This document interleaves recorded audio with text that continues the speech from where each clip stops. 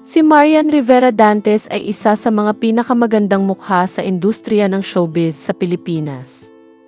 Taglay niya ang isang klasikong Filipina beauty na pinagsasama ang inosente at eleganteng anyo.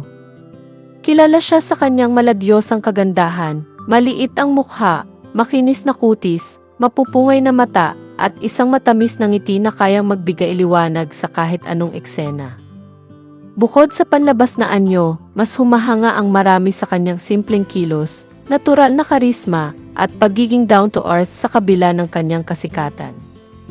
Hindi lamang siya maganda sa pisikal kundi pati na rin sa kanyang personalidad, isang mapagmahal na asawa at ina na lalo pang nagpapatingkad sa kanyang kagandahan.